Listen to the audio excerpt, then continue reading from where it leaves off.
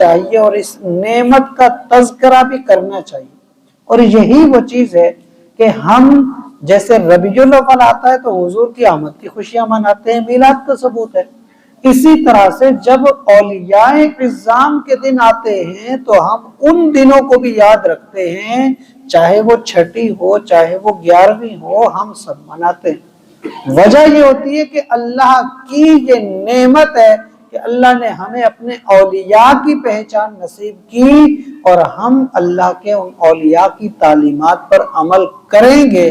اس چیز کو ہم لوگ ایک دفعہ پھر یاد کرتے ہیں اور اولیاء کی تعلیمات پر چلنے کی کوشش کرتے ہیں اور ان کی نسبتوں سے فیض یاب ہونے کی کوشش کرتے ہیں، جو کہ قرآن کی تعلیم کے عین مطابق ہے. دوسری چیز، پھر حضرت موسیٰ علیہ السلام نے فرمایا کہ اے میری قوم داخل ہو جاؤ اس زمین میں جو مقدس ہے.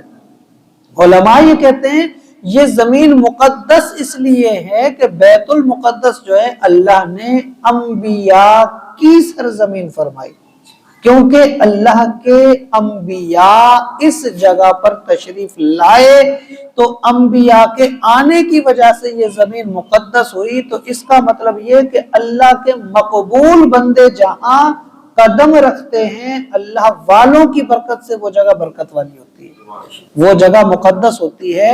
قرآن یہ واضح کہہ رہا ہے. اور یہاں تک آتا ہے، کل بھی اور چند ایک مفسرین نے تو یہ بھی لکھا کہ اللہ نے حضرت ابراہیم علیہ السلام سے فرمایا تھا کہ اے ابراہیم آپ یہاں پر آئیں. آپ ایک پہاڑ پر چڑھے تھے تو فرمایا کہ آپ چڑھیں، آپ نظر کریں، جہاں تک آپ کی نظر جائے گی اللہ وہاں تک کی زمین کو مقدس کر دے گا، یعنی وہاں تک کی زمین مبارک کر دے گا. تو اللہ کے انبیاء کی نظر کی یہ برکت ہے کہ جہاں تک نظر کر دیں جو جگہ ان کی نظر میں آ گئی وہ برکت والی ہو گئی. تو یہ نظر کی تاثیر ہے، لیکن نگاہ اللہ والوں کی ہونی چاہیے. اللہ کے محبوب بندوں کی ہو تو وہ نگاہ بھی جس پر پڑتی ہے اسے برکت والا کر دیتی ہے. یہی وہ وجہ ہے. اور بعض نے اس میں لکھا ہے کہ یہ بیت المقدس تھی، بعض نے تو یہاں تک لکھا کہ وہ جو نظر پڑی تھی وہ ملک شام تک پڑی تھی. تو وہ شام جو ہے یہ بھی اس کا حصہ ہے اور وہ یہاں تک کی زمین مقدس ہو گئی تھی. تو وہ سارا وہ مختلف اقوال ہیں، مختلف اس میں بیان، لیکن مقصد کہنے کا یہ کہ جہاں اللہ والوں کی نظر پڑی، اللہ والوں نے جس جگہ کو پسند کیا، اللہ والے جس جگہ پر رہ گئے انبیاء کرام، تو اللہ نے ان کے رہنے کی وجہ سے، ان کی نسبت کی وجہ سے، ان کے نام کی وجہ سے یا ان کی نظر کی وجہ سے اس جگہ کو مقدس فرمایا. تو اس کا مطلب یہی ہوا قرآن قیامت تک کے لیے ہے.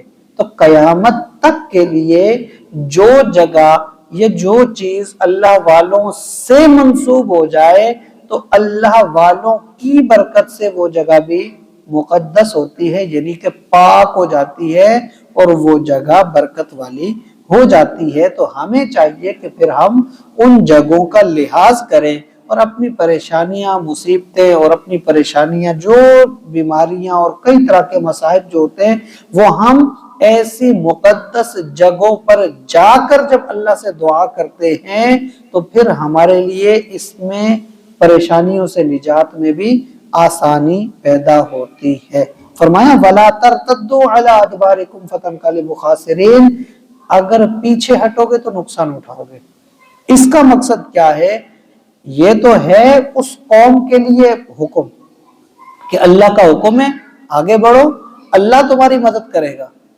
اب اگر پیچھے ہٹو گے، اللہ پر بھروسہ نہیں رکھو گے، اللہ پر یقین کامل نہیں کرو گے تو نقصان اٹھاؤ گے. لیکن قیامت تک کے لیے تعلیم کیا ہے؟ جب اللہ انسان کو توفیق دے دے دین کی، سمجھ دے دے دین کی، اپنی طرف رستہ دکھا